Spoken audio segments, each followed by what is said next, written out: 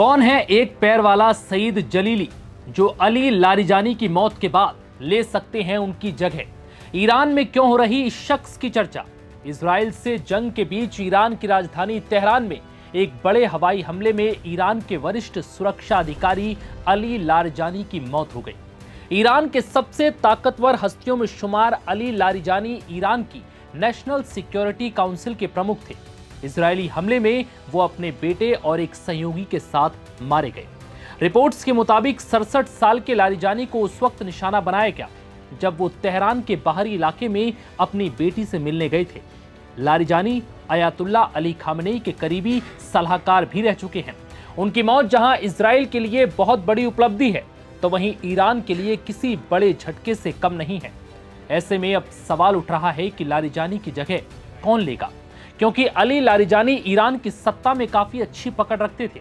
ऐसे में अब इस कद का दूसरा इंसान कौन है जिसे ईरान में इस कुर्सी पर बैठाया जा सके, क्योंकि लारिजानी ईरान की सैन्य और सुरक्षा नीतियों के बड़े चेहरे थे।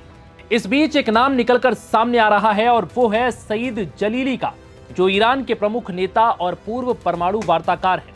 उन्होंने 2007 से 2013 तक ईरान के राष्ट्रपति महमूद अहमदी नेजाद के दौर में पश्चिम देशों के बीच बातचीत का नेतृत्व किया और ईरान की ताकत को दुनिया के सामने रखा। वो अपने सख्त और समझौता न करने वाले रुख के लिए जाने जाते हैं और 2015 के परमाणु समझौते के विरोधी रहे हैं। अब ये जानिए कि कौन है सईद जलीली। सईद जलीली का जन्म साल 1965 को मशहद में हुआ था। जलीली ने इमाम सादिक विश्वविद्यालय से पॉलिटिकल साइंस में पीएचडी की। सबसे खास बात यह है कि उन्होंने ईरान इराक युद्ध में हिस्सा लिया था, जहां उन्होंने अपना एक पैर खो दिया, लेकिन हिम्मत नहीं हारी, जिस कारण उन्हें जिंदा शहीद भी कहा जाता है। साल 2013 में उन्होंने राष्ट्रपति चुनाव में हिस्सा लिया। हालांकि इस चुनाव में वो तीसरे नंबर पर रहे थे। जलीली एक पुराने और वरिष्ठ नेता हैं। यही वजह है कि उन्हें सुप्रीम नेशनल सिक्योरिटी काउंसिल के प्रमुख के लिए सबसे बेहतरीन उम्मीदवार माना जा रहा है। अब ये सवाल भी उठ रहा है कि जलीली के लारिजानी की जगह लेने के बाद ईरान की सत्ता कितनी बदल जाएगी। दरअसल एक्सपर्ट्स का कहना है कि जलीली लारिजानी की जगह ले सकते हैं। ये पद स्थायी और अस्थायी कैसा भी हो सकता है। ऐसे में कयास लगाए जा रहे हैं कि जलीली के आने के बाद ईरान की नीतियां और सख्त हो सकती हैं, खासकर अमेरिका और क्षेत्रीय विरोधियों के लिए, जिस कारण मिडिल ईस्ट में तनाव और बढ़ने की आशंका है। जानकारी के मुताबिक वो साल 2007 और 2013 में पश्चिम देशों के साथ वार्ता के लिए गए थे। इस दौरान दुनिया ने उनका सख्त रुख भी देखा था।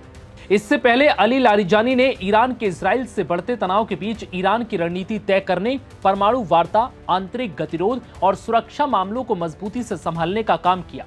संकट के वक्त उनके नेतृत्व को बहुत महत्वपूर्ण माना जाता था, लेकिन अली लारिजानी की मौत के बाद ईरान की सत्ता का संतुलन बिगड़ चुका है। अब ईरानी नेतृत्व के सामने ऐसी चुनौती है कि इस पद पर वो एक ऐसे शख्स को बैठा सके जो अली लारिजानी की कमी को पूरा कर सके, जो क्षेत्रीय तनाव और घरेलू राजनीति दोनों को संभाल सके। फिलहाल इस वीडियो में इतना ही। इजाजत दीजिए। नमस्कार।